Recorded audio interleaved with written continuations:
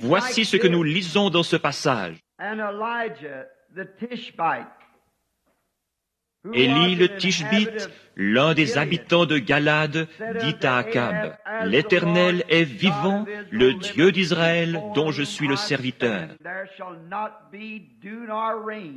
Il n'y aura ces années-ci ni rosée ni pluie, sinon à ma parole. » Et la parole de l'Éternel fut adressée à Élie en ces mots.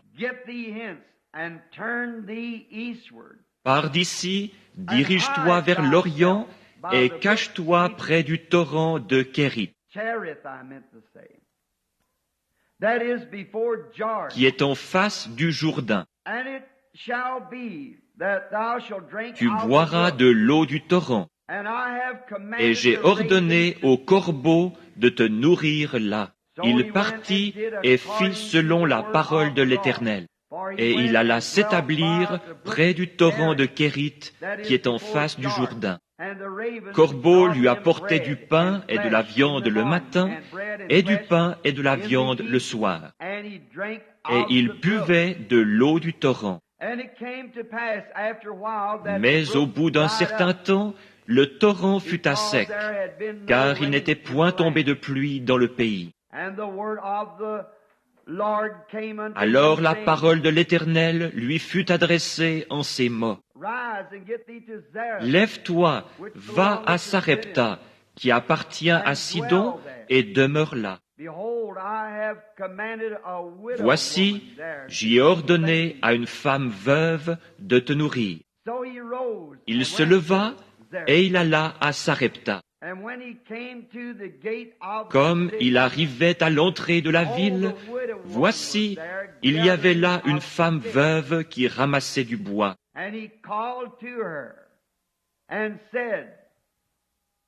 Il l'appela et dit, « Va me chercher, je te prie, un peu d'eau dans un vase, afin que je boive. » Et elle alla en chercher.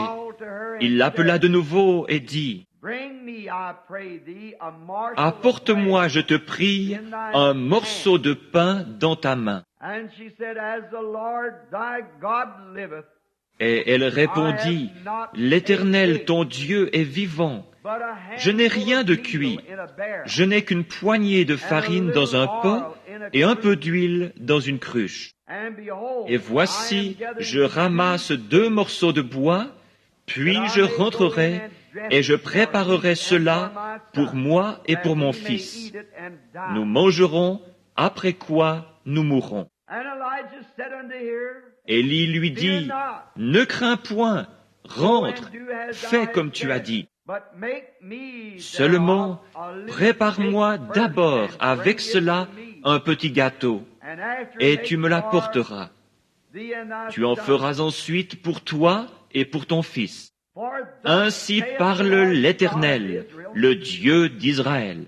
La farine qui est dans le pot ne manquera point, et l'huile qui est dans la cruche ne diminuera point jusqu'au jour où l'Éternel fera tomber de la pluie sur la face du sol. » Elle alla et elle fit selon la parole d'Élie. Et pendant longtemps, elle eut de quoi manger, elle et sa famille, aussi bien qu'Élie. La farine qui était dans le pot ne manqua point, et l'huile qui était dans la cruche ne diminua point, selon la parole que l'Éternel avait prononcée par Élie. Pour l'exposé de ce matin, juste avant de partir outre-mer, j'ai choisi comme sujet, à partir de ce texte, « Soyez certains de Dieu ». Et maintenant, Seigneur, bénis ta parole alors qu'elle est proclamée. Et puisse le Saint-Esprit prendre possession de nos esprits et de nos pensées,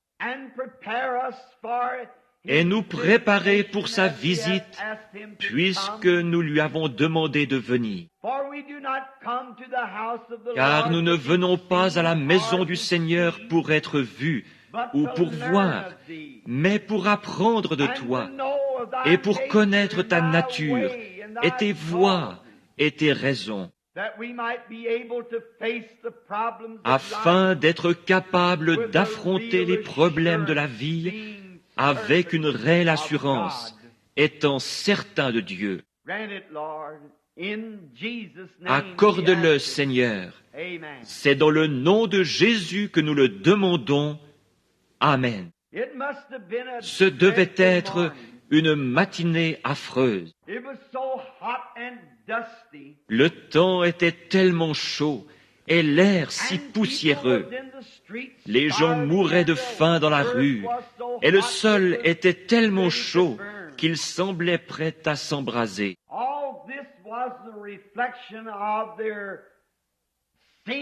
Tout ceci était le reflet de leur péché et de leur déchéance morale.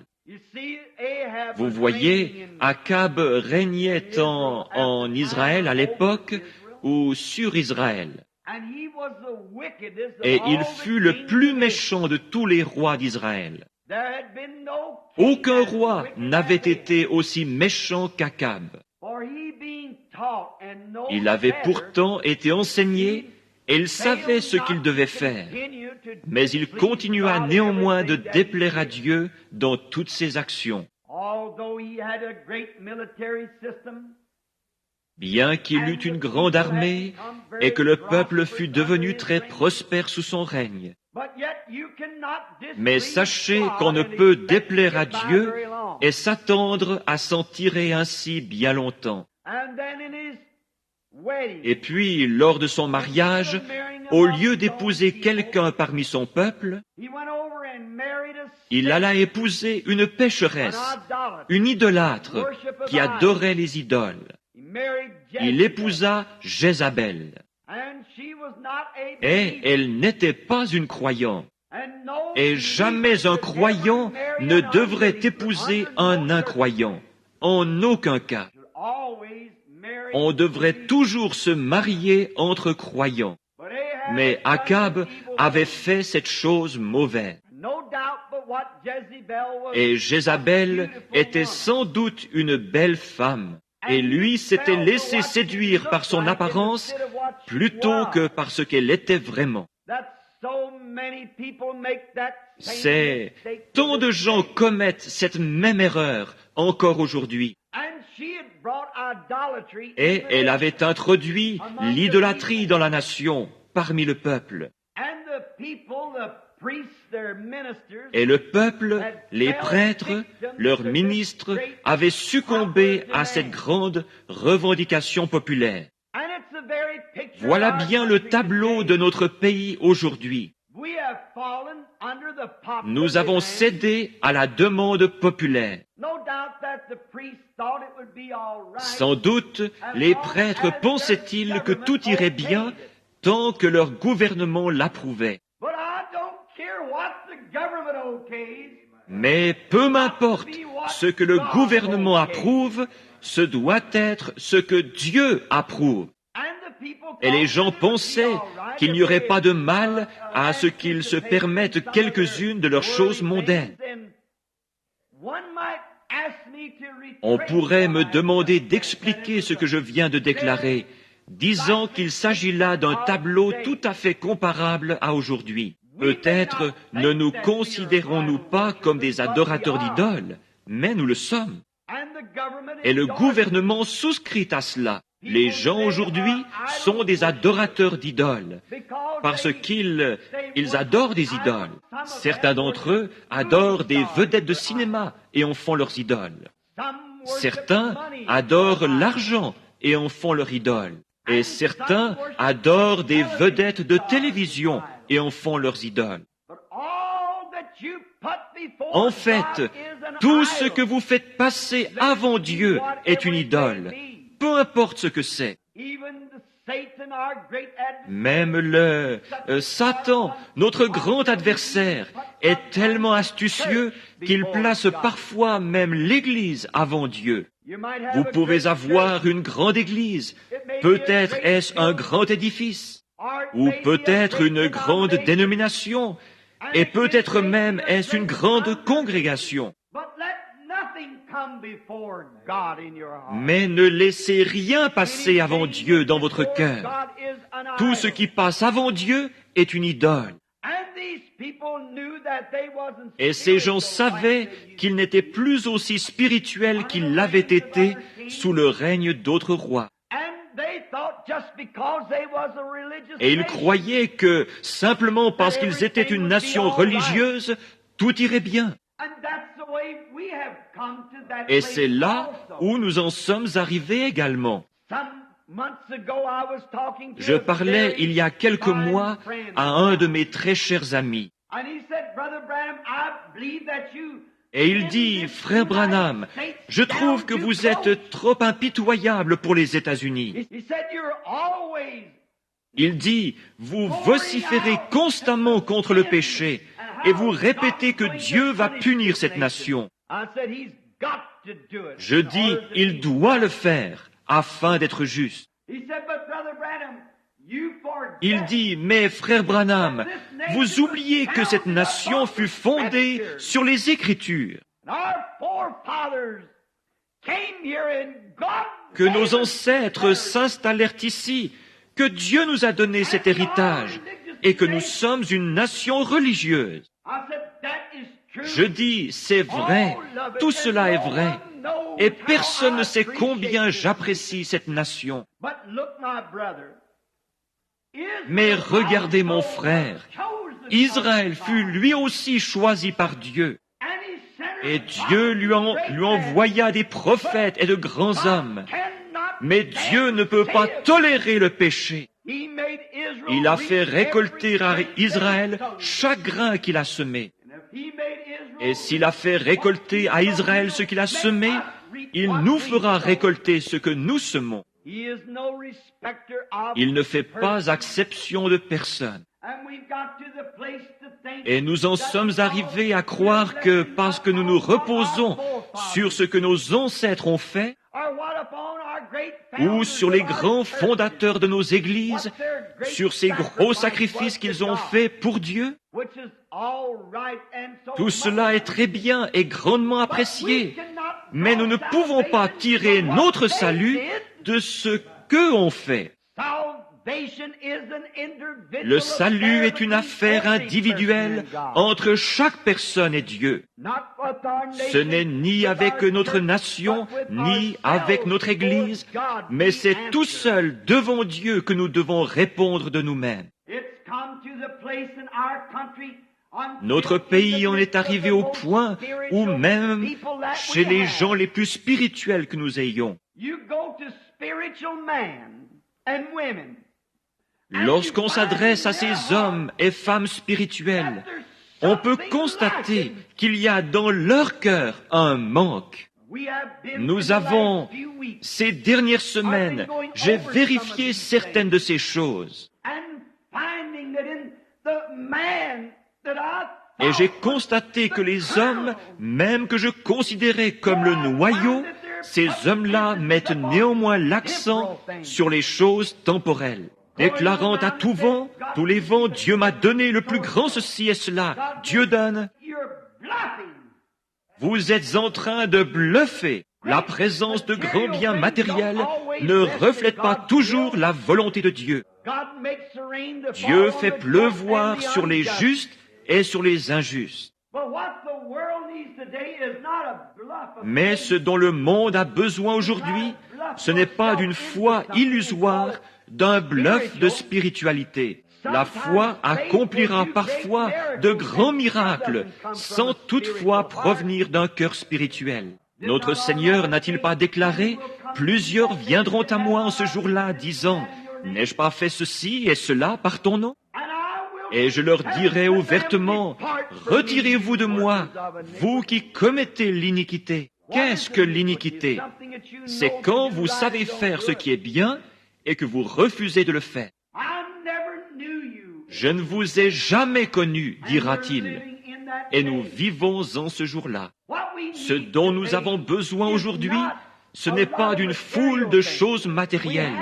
Nous possédons cela. Nous n'avons pas besoin de plus grandes églises. Nous n'avons pas besoin de plus grosses congrégations. Nous n'avons pas besoin de plus d'émissions à la radio et à la télévision.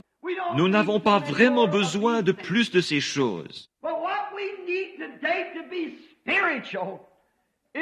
Mais ce qu'il nous faut aujourd'hui pour être spirituels, ce sont des gens qui s'humilieront devant Dieu, peu importe qu'ils soient sans le sou, et qui prieront jusqu'à ce que cet esprit en eux ait été satisfait par la bonté de Dieu,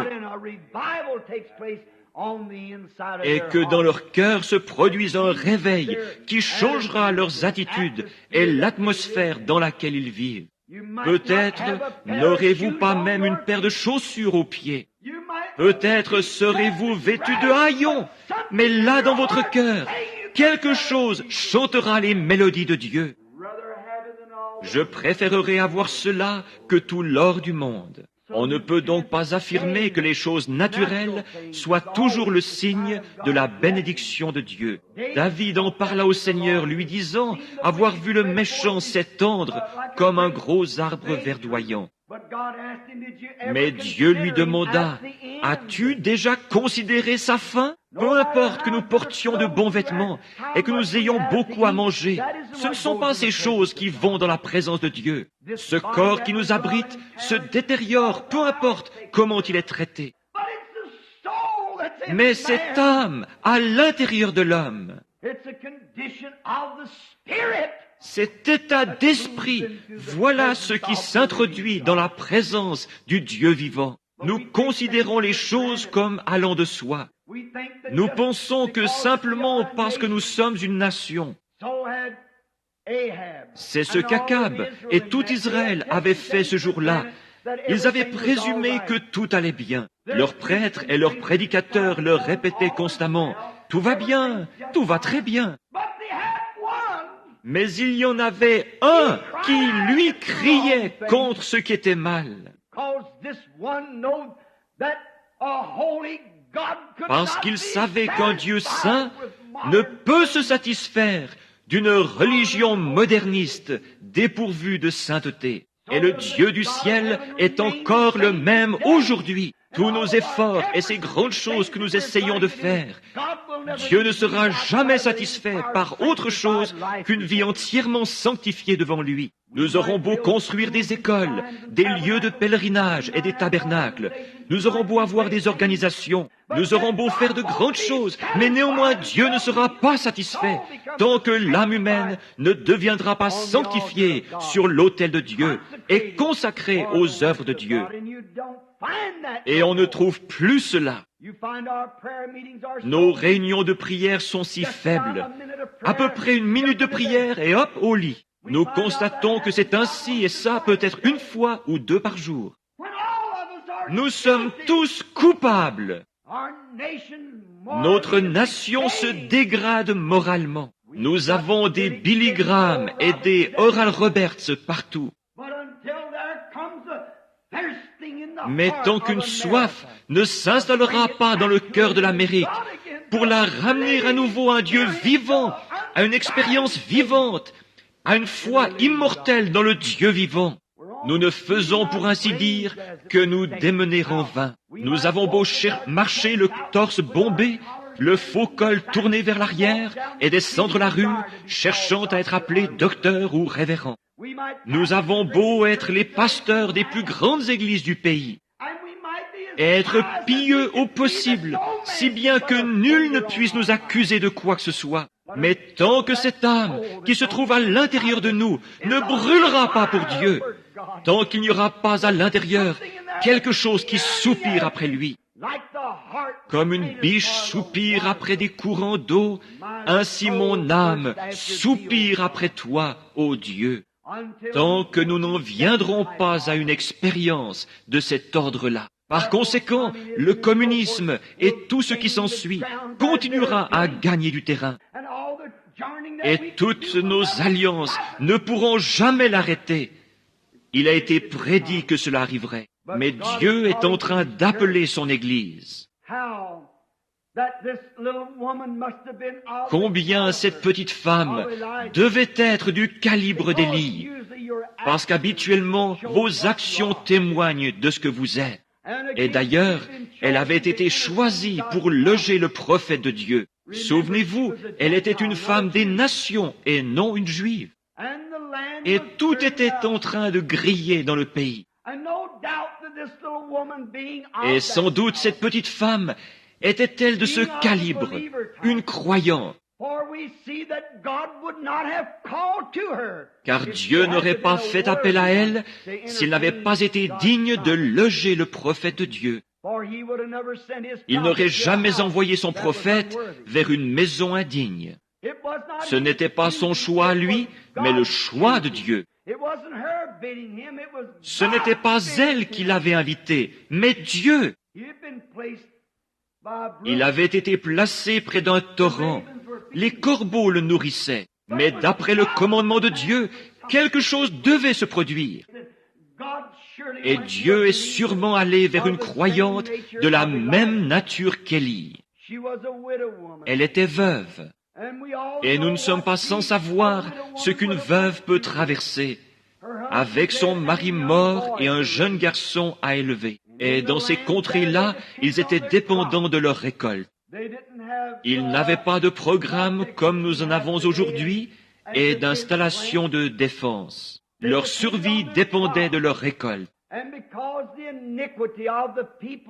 L'iniquité des gens et leur déchéance morale ayant entraîné une sécheresse sur le pays, ils étaient tous là affamés et mourants. Il est probable qu'elle avait dû prier des nuits durant, à plusieurs reprises, voyant la farine dans le pot qui descendait, descendait, descendait. Et fatalement vint le moment où il ne restait même plus une tasse de farine dans le pot. Elle n'en avait plus qu'une petite poignée. La mort approchait et allait bientôt frapper à sa porte. Car il n'y avait plus moyen d'en obtenir. La nation entière mourait de faim. Et de l'huile, il n'en restait plus qu'une bonne cuillerée dans le petit récipient.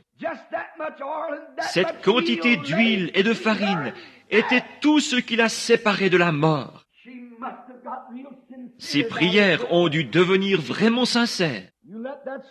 Si pareille chose s'abattait sur votre foyer, il y aurait un peu plus de sincérité qu'il n'y en a parmi nous ce matin, quand on sait que la mort se couche à la porte. Et je pense qu'on pourrait se l'imaginer comme ceci. Elle avait dû prier toute la nuit, car un jour de plus, et son compte était réglé. Elle pouvait regarder les lèvres pâles de son petit garçon de 3 ou 4 ans.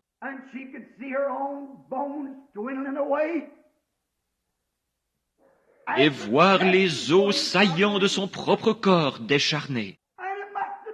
Et cela avait dû être terrible pour cette mère de voir la tournure que prenaient les événements. Et malgré tout, les mains tendues vers Dieu, elle priait jour et nuit. À présent, il ne nous reste plus qu'une poignée de farine et une cuillerée d'huile. Vous savez, c'est une chose étrange. Que Dieu permette que ceci pénètre chacun de vous. Dussiez-vous ne jamais plus m'entendre prêcher. Que ceci soit un message. Il est étrange, des plus étranges, que parfois Dieu fasse les choses de cette façon-là. Vous savez, après avoir confessé nos péchés et satisfait à chacune des exigences de Dieu, nous avons cru en Dieu. Il y a des conditions à remplir, et c'est selon sa volonté.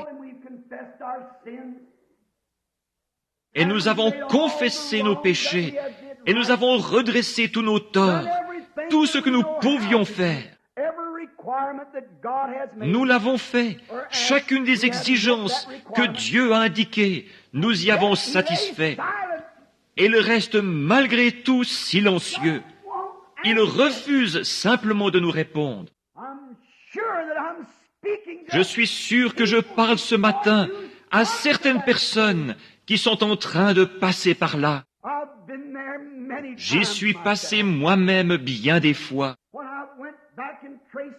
J'examinais alors ma vie passée, retournant chaque pierre. Et quand je découvrais que j'avais fait quelque chose de mal, je le confessais, disant, « Seigneur Dieu, je me mettrai en règle. » Et je le faisais. Puis je revenais, disant, « Maintenant, Seigneur, tu es Dieu, tu me répondras. » J'ai bel et bien satisfait à tout ce que tu avais exigé de moi, et chaque condition, je l'ai remplie.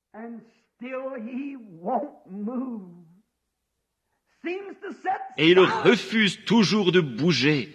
Il semble rester silencieux. C'est là où vous devez être sûr qu'il est Dieu. Ne soyez pas découragés. Tout ce qu'il faut, c'est que dans votre cœur, vous soyez certain de Dieu. Mon sujet, c'est « Soyez certain, avant de faire quoi que ce soit, soyez certain dans votre cœur qu'il s'agit de Dieu. Et quand vous avez satisfait à tout ce qu'il a dit, et que de plus vous êtes certain qu'il est Dieu, c'est là que la foi entre en action, précisément là. La foi tient ferme, car elle sait que Dieu existe. Et vous avez rempli chacune des conditions. Vous croyez qu'il existe, et la foi tient ferme. Oh, béni soit son nom. La foi ne bougera pas, car elle est sûre que Dieu existe et qu'il est le rémunérateur de ceux qui le cherchent.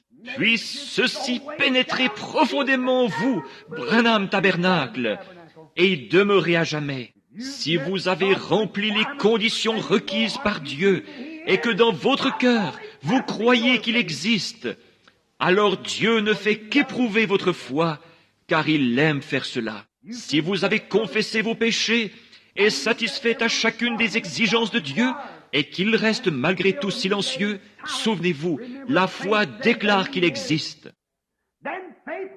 Alors la foi s'y cramponne. Elle ne sait pas de quoi il s'agit, mais elle sait qu'il existe. Elle est certaine qu'il existe.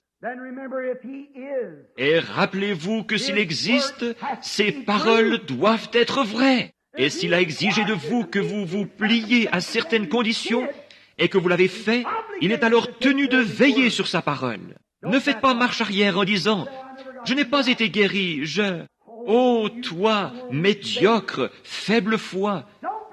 Ne croyez pas cela. Si vous avez tout confessé, si vous vous êtes déchargé de tout, et que vous avez satisfait aux exigences de Dieu, la foi tiendra bon. Rien ne l'ébranlera. Il existe, et vous en êtes sûrs.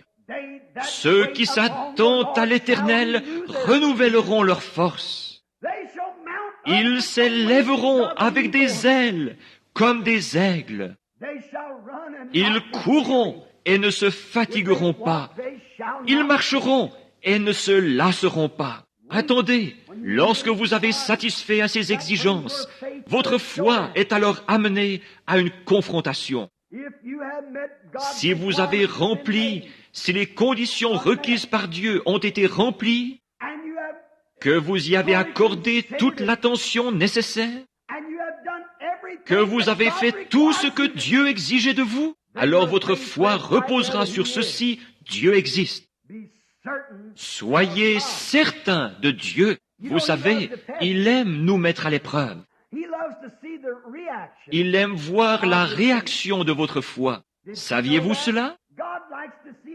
Dieu aime voir comment vous allez réagir. Quand vous dites, « Oh Seigneur, je te crois, tu es mon sauveur. Je crois que tu es le guérisseur. Je crois que tu es celui qui donne le Saint-Esprit. Et ces choses dont j'ai besoin, tu es le Dieu qui les donne. » Alors vous confessez tous vos péchés et faites une promesse à Dieu concernant ce que vous allez faire s'il vous permet de vous rétablir. Et ensuite, parce que ça n'arrive pas, vous déguerpissez comme un lâche. Dieu ne peut pas utiliser cela. Il ne peut aucunement vous utiliser. Il ne peut absolument pas vous répondre, puisqu'il ne répond que par la foi. Tout à coup, vous vous en allez, et alors il ne peut pas répondre. Mais une foi réelle et véritable restera là, sûre que Dieu existe.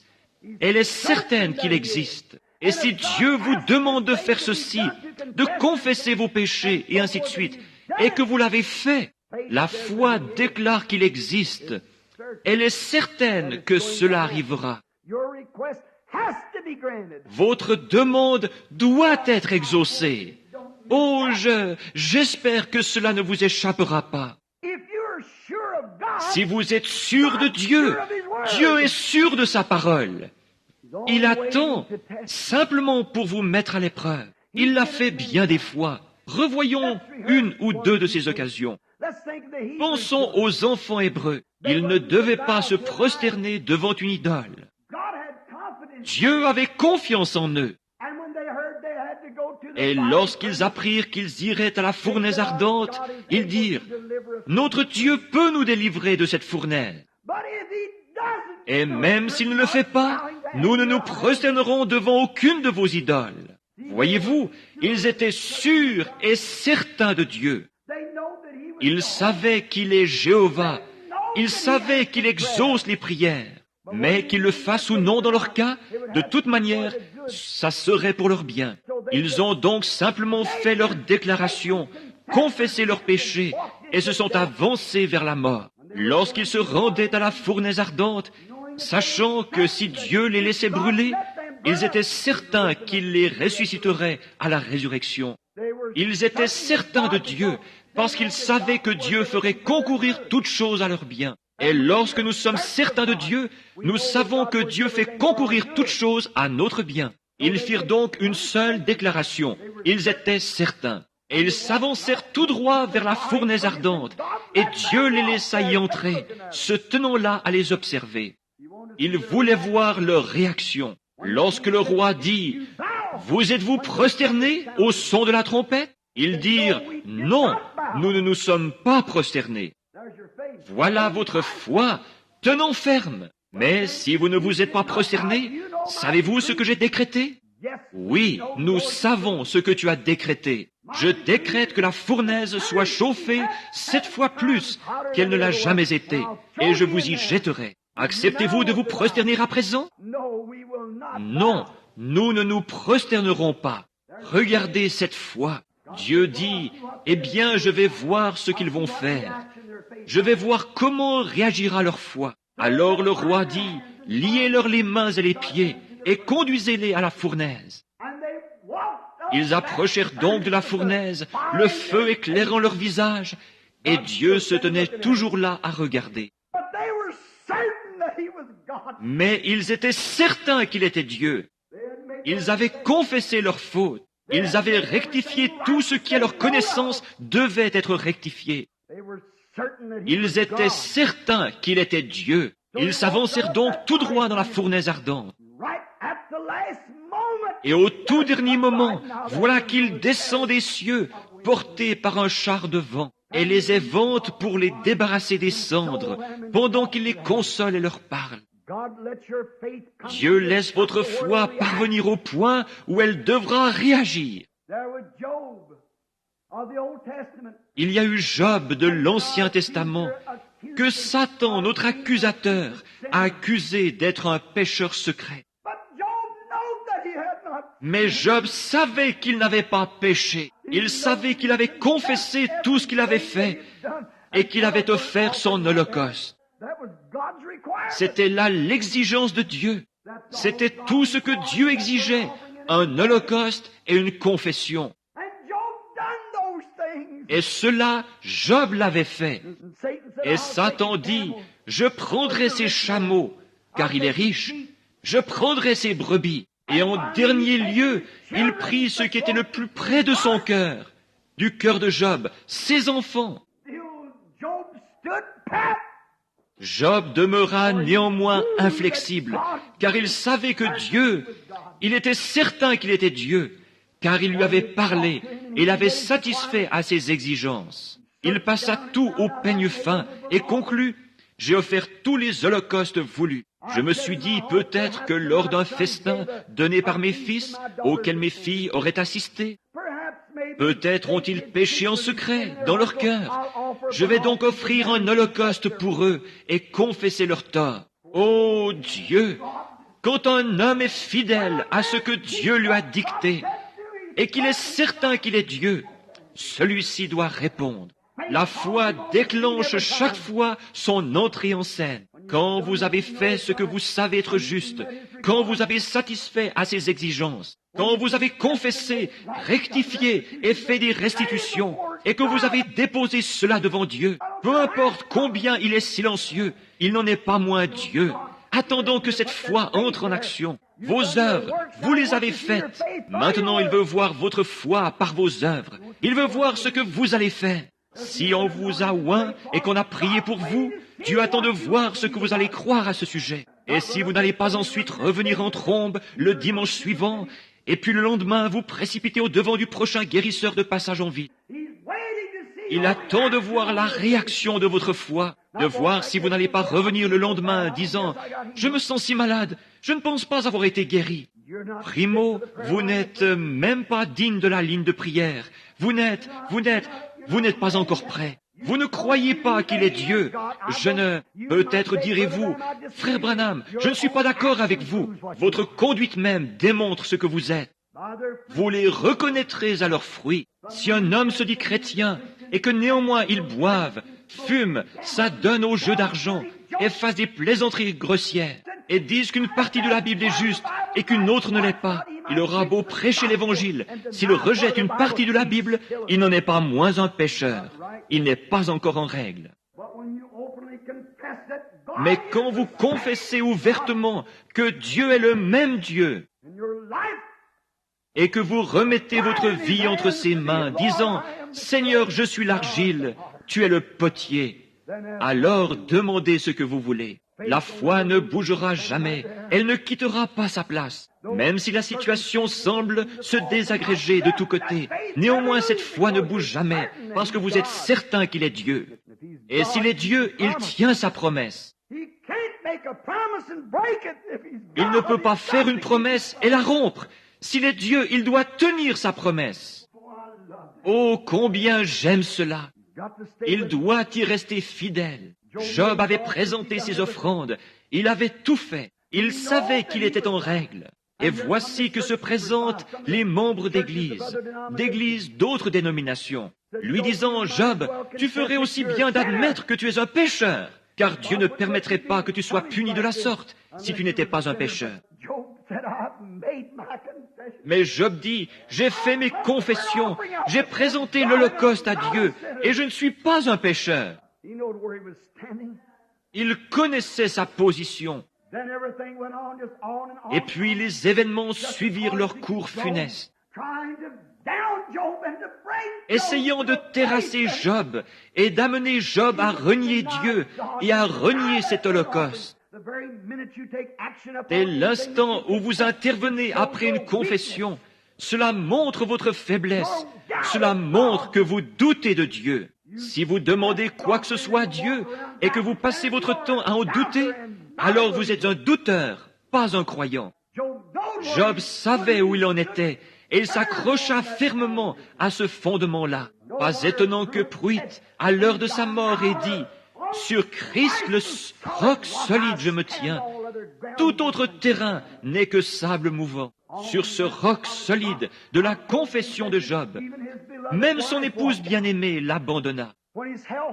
Lorsqu'il avait perdu la santé, qu'il était couvert d'ulcères et qu'il se grattait avec un tesson, maudissant le jour de sa naissance et disant « Puisse même le soleil ne pas briller et la lune ne pas paraître la nuit. » Sa femme dit « Job, tu es tellement misérable, tu ferais aussi bien de maudire Dieu et mourir. » Il dit, tu parles comme les femmes insensées.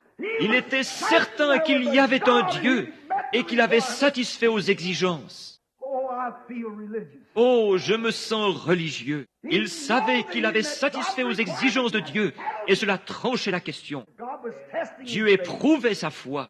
Il éprouvera la vôtre. Il éprouvera la mienne. Mais lorsque nous avons satisfait à ses exigences, repentez-vous et que chacun de vous soit baptisé au nom de Jésus-Christ pour le pardon de vos péchés, et vous recevrez le don du Saint-Esprit. C'est sa promesse. Quelqu'un parmi vous est-il malade? Qu'il appelle les anciens de l'Église, qu'il loigne d'huile et prie. La prière de la foi sauvera le malade, et Dieu le relèvera.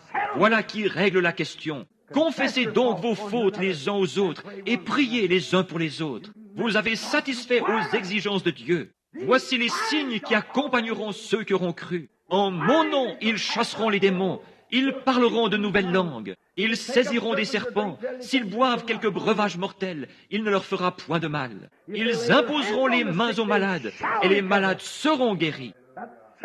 Voilà qui règle la question. Soyez certains de Dieu. Soyez sûrs que dans votre cœur, vous croyez bien qu'il s'agit là de la parole de Dieu. Job l'était. Sa femme dit, « Pourquoi ne pas le maudire et mourir? Ton état empire continuellement. » Combien Satan aime vous lancer ces mots-là. Mais voyons, tu ne vas pas mieux depuis que tu as été oint d'huile. Tu ne vas pas mieux depuis que ces prédicateurs ont prié pour toi. Ces prédicateurs sont dans l'erreur pour commencer. Cela n'a rien à voir avec le prédicateur. C'est votre foi dans le Dieu vivant qui compte. Ce n'est pas ce que le prédicateur est, c'est ce que Dieu est. Ce n'est pas le prédicateur qui a fait la promesse, c'est Dieu qui a fait la promesse. Ce n'est pas l'affaire du prédicateur, c'est l'affaire de Dieu et de votre foi pour croire qu'il s'agit bien de Dieu. Donc, soyez certains de Dieu. Soyez certains qu'il s'agit de Dieu, que c'est la parole de Dieu et Dieu est dans sa parole. Et Job dit, « Tu parles comme une femme insensée. » Il dit, « L'Éternel a donné et l'Éternel a ôté, que le nom de l'Éternel soit béni. » Il était certain que Dieu était là. Et lorsqu'il eut laissé échapper ses mots, le tonnerre se mit à gronder et les éclairs à briller. Dieu entra en scène. Cela déclenche toujours son entrée en scène. Il demeure longtemps silencieux. C'est ce qu'il fait, les yeux fixés sur cette bande d'Américains voués à l'enfer, ces hypocrites membres d'Église. Je ne suis pas en colère, mais le péché irrite quiconque est en règle avec Dieu. Je ne suis pas en colère contre la nation, ni contre les gens, mais je suis en colère contre le diable qui a suscité ces choses dans le but d'aveugler les gens. Ces pasteurs et prédicateurs aveugles les laissent en tirer avec une espèce de petite théologie faite de main d'homme. Vous devez naître de nouveau et Dieu garde sa parole. Voyez comme il est en train de les... Vous feriez mieux d'être sûr que Dieu s'y trouve, ayant l'apparence de la piété, mais reniant ceux qui ont fait la force. Cette pauvre petite femme, elle savait qu'il était Dieu, tandis que le contenu de ce pot continuait de descendre, descendre, descendre, descendre. La situation continuait d'empirer. Mais Dieu permettait qu'il en soit ainsi. Combien il aime faire cela. Il aime mettre votre foi à l'épreuve pour voir comment vous l'exploiterez. Il permettra qu'on vous oigne et qu'on prie pour vous et qu'ensuite votre état empire, disant, « Vas-y Satan, mets-le à l'épreuve, je sais qu'il me croit. » Que Dieu soit béni à jamais. Oh là là! Mets-le à l'épreuve maintenant. Je sais qu'il m'a cru sur parole. Pourrait-il en dire autant de vous? Il l'a dit au sujet de Job. Fais-lui tout ce que tu veux, mais ne prends pas sa vie, car je sais qu'il m'aime. Il a présenté l'Holocauste, il a rempli les conditions exigées, il a fait ce que je lui ai dit, et il le croit. Maintenant, fais-lui en voir de toutes les couleurs si tu veux. Il lui a tout enlevé. Dieu, quand il le rétablit, lui donna le double de tout. Assurément qu'il le fera. Il met notre foi à l'épreuve pour voir si nous croyons vraiment qu'il est Dieu. Sans doute cette petite femme a-t-elle dit, « J'ai prié, j'ai prié. Je sais que je suis une indigne femme des nations. » Souvenez-vous, Jésus a parlé d'elle dans la Bible. Il a dit, « N'y avait-il pas plusieurs veuves du temps d'Élie? Et cependant il fut envoyé vers une seule, et elle était une païenne. Oh, dit-il, j'ai prié. » Et peut-être que lorsqu'elle a vu ce dernier petit gâteau, la mort avait déjà passé le portail et se présentait à la porte. Une dernière bouchée chacun, et puis elle et son fils mouraient. Je peux me l'imaginer priant toute la nuit. tandis que les vents brûlants soufflaient, desséchant la terre, et que les gens pleuraient et poussaient des cris dans les rues. Elle se promena dans la maison, elle regarda son petit garçon, elle regarda son petit pyjama tout troué et ses petits pieds qui en sortaient. Elle regarda ses propres mains toutes ridées. Elle faisait les 100 pas tout en se disant « Je sais qu'il est Dieu. J'ai tout confessé. J'ai fait tout ce qu'il exigeait. Et je réclame nos vies pour sa gloire. » Dieu l'a vu. Pendant que les autres allaient au bal quelque part et se faisaient une beauté pour participer à ce qui correspondrait aujourd'hui à un spectacle de télévision ou quelque chose ainsi, s'adonnant au plaisir du monde. Cette femme-là, elle, était seule avec Dieu. Le jour se leva, elle dit, « Le pauvre petit a pleuré toute la nuit, réclamant quelque chose à manger. Qu'est-ce que je vais pouvoir faire d'une petite poignée de farine ?» Vous savez, cette farine, c'était Christ. Toute personne qui étudie la Bible sait que Christ était l'offrande de farine. Plus il fallait broyer cette offrande de farine avec une meule spéciale, jusqu'à ce que tous les petits morceaux de maïs soient pareils. Parce que Jésus-Christ est le même hier, aujourd'hui et pour toujours. Et chaque croyant croit cela et se repose là-dessus. Alléluia! Vous pouvez vous offrir toute la religion froide et formaliste qui vous plaira. Quant à moi, je crois que Christ est le même hier, aujourd'hui et pour toujours. Je prends position dans ce monde d'impies. Je crois toujours qu'il est le même hier, aujourd'hui et pour toujours. Ces meules coupaient chacun des grains de la même façon, parce qu'il est le même. Il est le même Dieu qu'il était alors. Il l'est ce matin même. Il sera toujours le même. C'est ce que représentait la farine. Et l'huile représente l'esprit, comme nous le savons, conformément à Ézéchiel 4 et ainsi de suite. C'est pourquoi nous oignons d'huile, c'est l'esprit. Qu'est-ce? Comme le déclare Jean 4, le Père cherche des adorateurs qui l'adorent en esprit et en vérité. Jésus était la vérité, il était l'offrande de farine, et l'huile était l'esprit. Et l'esprit joint à la vérité produira immanquablement quelque chose. Mettez-les ensemble et cela produit un gâteau. Oh, où est votre foi lorsque la parole de Dieu est prêchée dans sa simplicité et pourtant dans sa puissance? Jésus-Christ est le même hier, aujourd'hui et pour toujours. Lorsque la parole est proclamée, la farine, vous possédez l'huile pour l'y mélanger. Peut-être n'en avez-vous qu'une petite poignée ou une cuillerée, mais quoi qu'il en soit, c'est réel. Maintenant, à quoi va servir ce mélange? Il est prêt pour la croix. Il est prêt pour le sacrifice de soi. C'est ce qu'il vous fait faire. Si la parole a été prêchée et que vous y avez mêlé l'esprit, le sacrifice de soi consiste à nier chaque douleur, à nier chaque maladie, à nier tout ce qui est contraire à la parole de Dieu, puis à rester sur vos positions. Que le médecin dise une chose ou une autre, cela ne fait pas la moindre différence. Vous tenez ferme parce que Dieu l'a dit. La farine est venue, vous avez pris l'huile et les avez mélangées. Maintenant, j'entends une voix. Le jour vient de se lever. Une voix se fait entendre disant, « Va au jardin chercher 2 morceaux de bois. » Avez-vous remarqué que l'Écriture a dit 2 morceaux de bois? La croix. Elle a la farine et l'huile, mais on va lui demander d'agir à présent. Agissez avec cela. Peu importe la quantité que vous en avez, que vous ayez toute la farine et l'huile qu'il vous faut, il vous faudra néanmoins agir. Le sacrifice de soi, 2 morceaux de bois. Jadis, on n'a pas encore trouvé de meilleur moyen pour faire un feu que celui-ci. Prenez une bûche, posez-la en travers d'une autre et allumez-les par le milieu. Vous n'aurez ensuite qu'à faire avancer les 2 bouts. C'est ainsi que les Indiens font leur feu.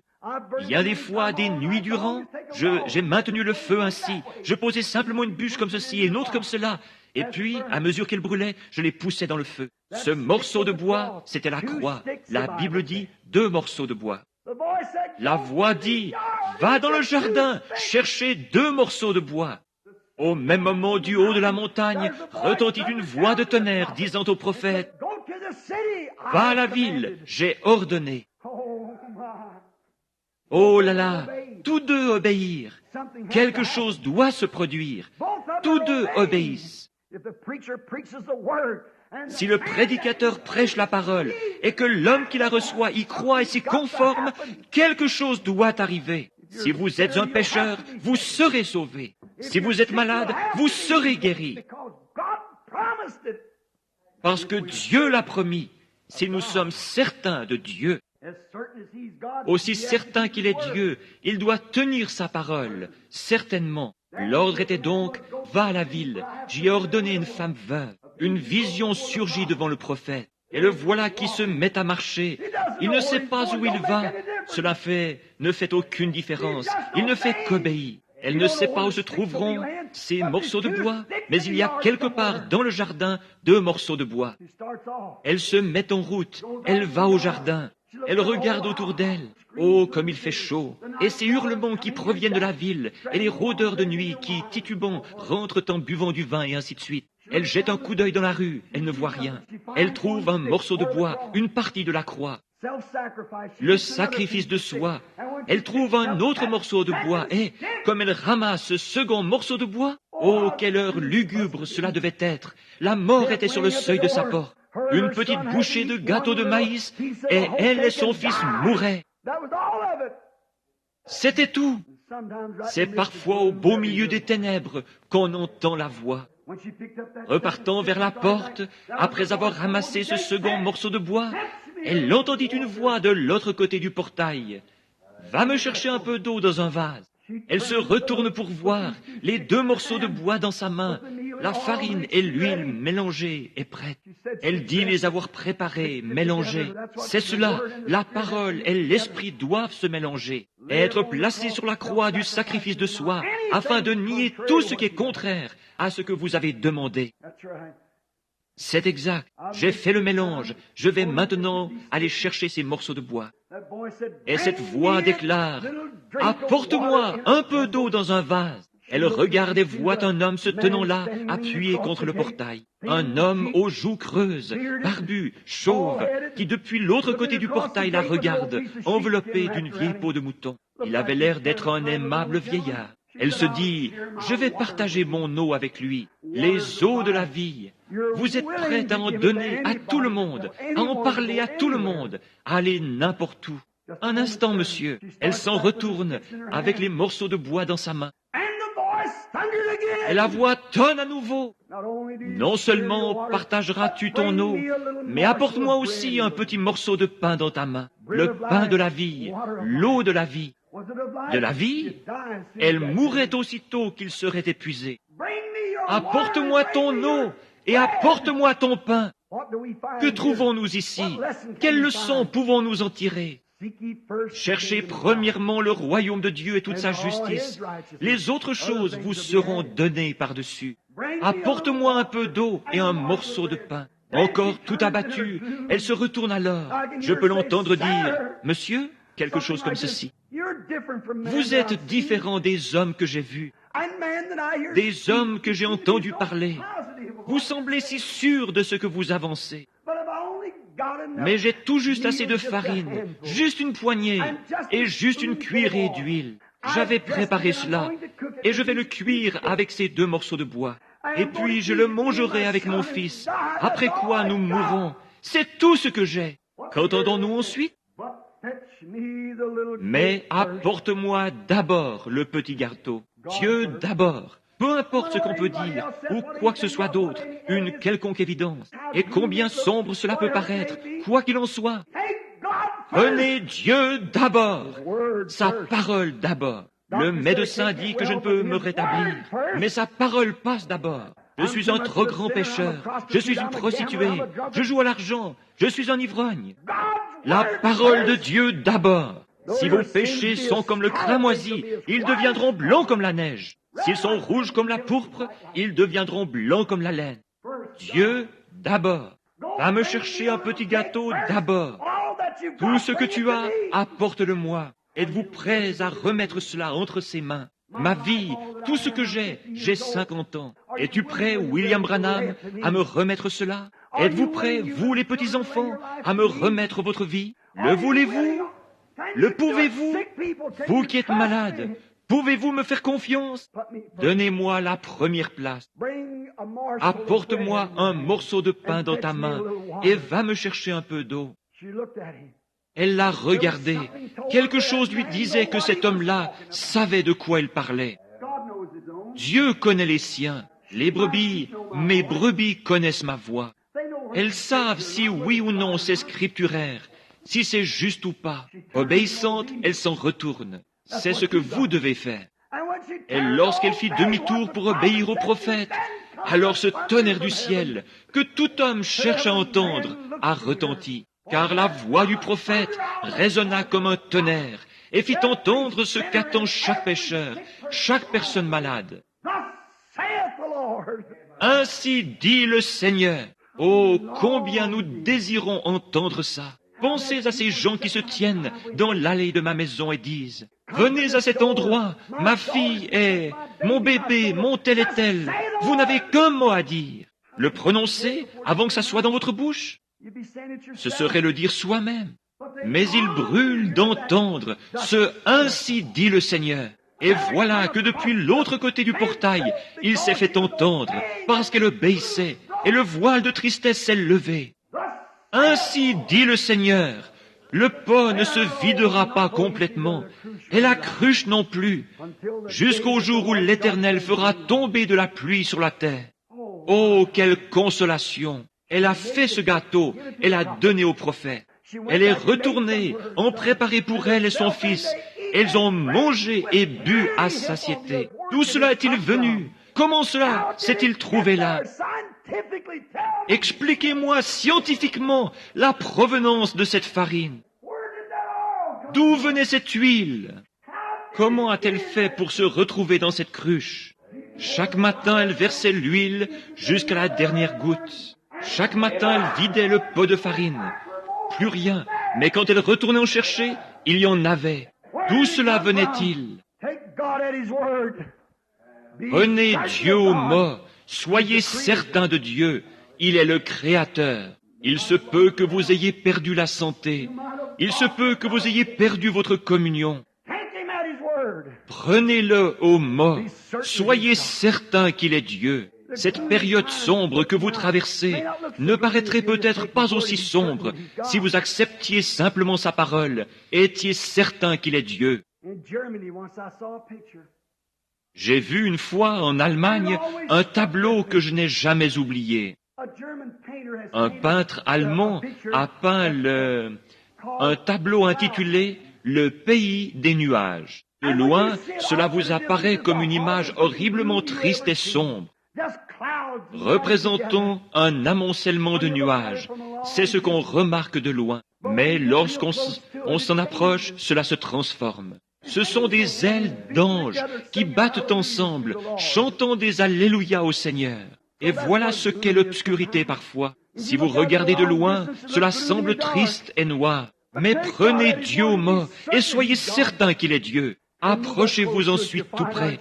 Vous découvrirez que ce ne sont que des ailes d'anges qui battent ensemble. Elle était un peu comme Abraham, appelée à donner tout ce qu'elle possédait et à poser cela sur l'autel du sacrifice. Peut-être recevez-vous ce même appel ce matin. Renoncez à vos voies, renoncez à votre incrédulité, abandonnez tout ce que vous avez, pour ensuite prendre l'huile et la parole, les mélanger et poser cela sur l'autel du sacrifice de soi. Vous constaterez que cela déclenchera l'entrée en scène de Dieu, aussi sûr que je me tiens à cette chair. Pensez-y tandis que nous prions. Avez-vous un besoin aujourd'hui? Avez-vous un besoin qui dépasse vos capacités physiques? Êtes-vous tellement à court d'argent que vous ne pouvez pas payer votre loyer? Les enfants ont-ils besoin de chaussures neuves et vous n'avez pas l'argent pour les leur acheter? Le pot est-il vide chez vous et la cruche à peu près sèche? Vous ne pouvez pas acheter de fourrage pour votre bétail et quelque chose ne va pas. Souvenez-vous, il a fait une promesse. Êtes-vous malade? Le médecin dit qu'il vous faut subir une opération et vous n'avez pas l'argent nécessaire. Êtes-vous dans le besoin? Êtes-vous un pécheur? Votre besoin est-il grand, sachant que si Dieu appelait aujourd'hui, vous seriez perdu? Êtes-vous un rétrograde fuyant Dieu? Vous savez que vous êtes membre d'une église, et pourtant vous savez bien que vous n'êtes pas en règle. Votre propre conscience vous dit que vous n'êtes pas en règle selon la parole. Vous avez un besoin. Ne laissez pas ces paroles tomber parmi les épines ou sur des pierres, des cœurs de pierre. Puissent-elles tomber dans une bonne terre fertile. Vous qui êtes malade et condamné par la médecine, si vous promettez à Dieu de le servir tous les jours de votre vie, et que vous êtes certain qu'il est Dieu, venez donc satisfaire à son exigence. Si vous avez un besoin, voulez-vous commencer par lever la main pour dire à Dieu que vous avez besoin de quelque chose? Que Dieu vous bénisse. Prions. Ô Seigneur, aussi sûr que je me tiens à cette chair ce matin, je sais que pas une seule de ces mains ne peut se lever sans que tu le saches, car tu es Dieu. Tu as dit, ne vend-on pas tant de passereaux pour 2 sous? Combien plus valez-vous qu'un passereau? À combien plus forte raison as-tu vu les mains de ces êtres mortels pour lesquels ton Fils Jésus est mort? Combien plus as-tu vu leurs mains que tu n'aurais vu tomber un passereau ce matin? Je pense qu'une douzaine de passereaux ne se vendraient pas pour 1 sou ce matin, parce que personne n'en veut. Il y aurait le problème de s'en occuper. Mais tu connais chacun d'eux. Tu connais chacune des plumes qui recouvrent leur corps. Tu connais chacun des cheveux de notre tête. Ô Seigneur, exauce notre prière. Fais en sorte qu'ils soient certains que tu es Dieu ce matin et que c'est ton esprit. Puisse l'engourdissement et le prestige caractérisant cette religion des temps modernes se détacher d'eux. Oh, je suis membre de telle église, disent-ils. Oh Dieu, puisse cela s'effacer de leurs pensées à l'instant même. Puisse-t-il maintenant entrevoir un bref instant la vie éternelle. Et alors, ils la rechercheront et auront soif d'elle, désirant savoir ce que Dieu est, puisqu'ils sont certains qu'il existe et qu'il tient sa parole. Quant aux pécheurs, puissent-ils rapidement se repentir et se préparer à être baptisés au nom de Jésus-Christ. Tu as alors promis de leur donner le Saint-Esprit. Tu l'as dit, Seigneur, tu tiens ta promesse. S'il y a ici un rétrograde qui est certain que tu es Dieu, mais qui se soit égaré, puisse-t-il venir aujourd'hui, parce que tu as dit, si vos péchés sont comme le cramoisi, ils deviendront blancs comme la neige. S'ils sont rouges comme la pourpre, ils deviendront blancs comme la laine. Et puis ceux qui sont malades, prendre conscience que tu es Dieu, que tu tiens ta parole, tu dois tenir ta parole. Et alors qu'ils viennent se placer là avec leur huile, l'Esprit est en eux, confessant qu'ils croient, et aussi avec la parole, le pain de vie qui a été distribué, Christ qui a été broyé pour eux au fil de l'Ancien et du Nouveau Testament, pour montrer qu'il est le même hier, aujourd'hui et pour toujours. Puisse-t-il donc mélanger cette parole et l'huile, l'Esprit qu'il possède, et se relever de l'autel en disant, « C'est tout ce que je possède, Seigneur, je te l'apporte. Oh, combien tu le multiplieras, combien cela déclenchera l'entrée en scène du Dieu de l'histoire. Combien Jéhovah, le cœur ému, pourra dire, « J'ai un enfant qui est prêt à m'obéir. » Je l'ai mis à l'épreuve, et il a montré qu'il m'aime et qu'il me croit. Il est certain que j'existe. Car il est déclaré, celui qui s'approche de Dieu doit croire qu'il existe et qu'il est le rémunérateur de ceux qui le cherchent. Accorde-le en cette heure, tandis que nous nous en remettons à toi. Et maintenant, alors que nos têtes sont inclinées, vous qui avez un besoin, de quelque nature qu'il soit, voulez-vous vous lever si vous désirez le placer? Maintenant, si vous n'êtes pas certain qu'il est Dieu, si vous êtes certain qu'il est Dieu et qu'il va tenir sa promesse, le salut, la guérison ou quoi que ce soit d'autre. Si vous êtes certain qu'il est Dieu, levez-vous. S'il y a quelqu'un d'autre pour qui vous désirez prier, levez-vous si vous êtes certain qu'il est Dieu. Faites connaître votre requête au milieu de l'assemblée des saints. C'est ce que vous faites alors que vous vous levez. Je suis certain qu'il est Dieu. Je crois qu'il tient sa parole et je suis sûr que j'ai bien déposé ma requête sous le sang en ce moment. Si vous faites cela, que vous déposez chaque péché, le péché, c'est l'incrédulité. Vous êtes peut-être un membre d'église, mais je parle maintenant du péché, de votre incrédulité. Vous la déposez en tant que sacrifice. Vous allez la sacrifier. Vous vous approchez de la croix. Vous allez maintenant sacrifier toute votre incrédulité et la lui remettre, sachant qu'il existe et que vous êtes certain qu'il va répondre. Si c'est votre cas, levez la main. Demeurez ainsi. Seigneur, tu es Dieu. Voici leur huile et leur maïs qui ont été mélangés. Ils les apportent à la croix où le feu de Dieu tombera dans leur cœur. S'ils sont vraiment sincères, et consumera leur sacrifice, tu entreras en scène et feras monter le niveau des eaux qui cachent.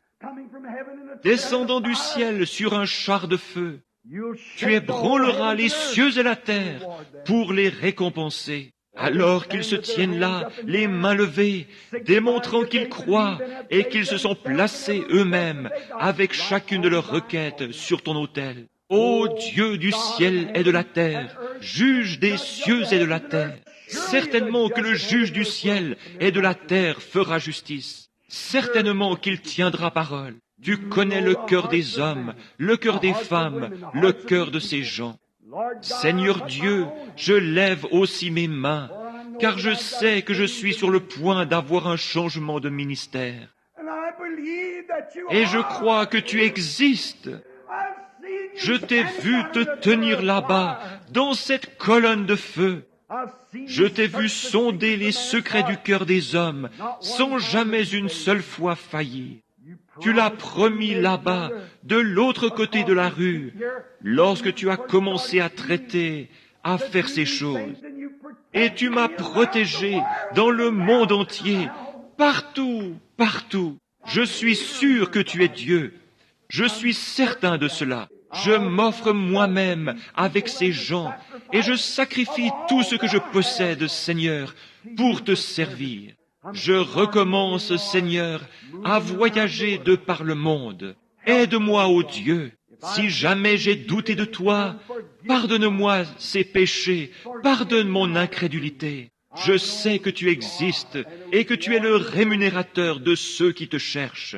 Je confesse de même les péchés des miens ce matin, leur faiblesse et leurs doutes, comme ils se tiennent debout avec leurs mains levées.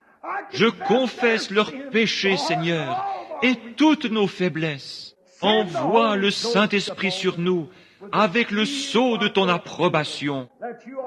Tu es Dieu et tu es ici maintenant pour nous recevoir, pour nous prendre dans tes bras et pour nous racheter de tout ce que nous avons perdu. S'il s'agit de notre santé, puisse-t-elle nous être redonnée au centuple. S'il s'agit de notre âme, puisse-t-elle revenir à nous, florissante et rayonnante, remplie du Saint-Esprit, en vue d'être présentée à Dieu.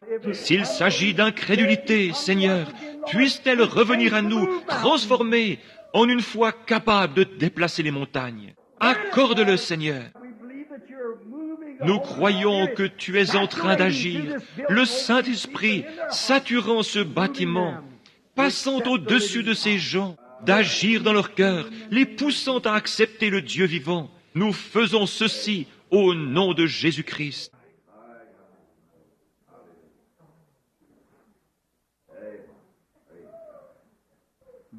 My faith looks up to thee, thou Lamb of Calvary, Savior divine. Now hear me while I pray. Take all my sins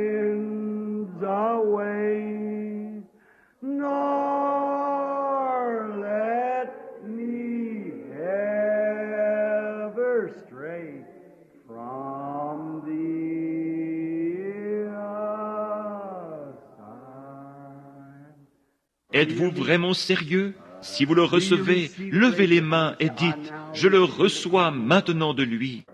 While life's dark maze I tread, and grief surround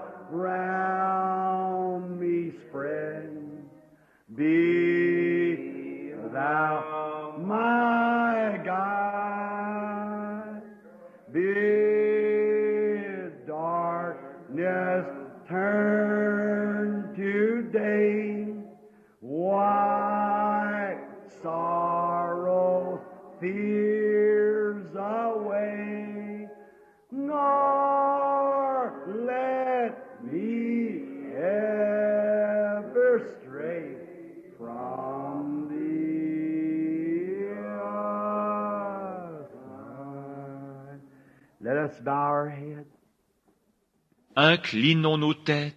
After this Après ce message sévère, dur, rude, qui a été apporté un peu brutalement, seulement c'est la vérité. Et si vous croyez humblement que vous recevez ce que vous avez demandé, ne laissez jamais rien vous écarter de ce droit chemin. Ne bougez pas de là. Peu importe tout ce que je pourrais prêcher, ce que je pourrais bien faire, ou n'importe quel autre homme. Cela ne produira jamais l'effet voulu tant que vous ne l'accepterez pas comme votre propriété. Si vous le croyez de tout votre cœur, tout ce que vous avez désiré, si vous avez confessé vos péchés, Dieu vous a pardonné. N'en doutez plus jamais. Si vous êtes rétrograde, vous avez été ramené ce matin. Si vous avez besoin du Saint-Esprit, soyez donc baptisés au nom de Jésus-Christ pour la rémission de vos péchés. C'est la parole de Dieu. Il ne la modifiera pour aucune église, pour aucune dénomination, pour personne. Il doit en être ainsi. Nous devons satisfaire à ses exigences, non pas aux exigences de l'Église, mais aux siennes.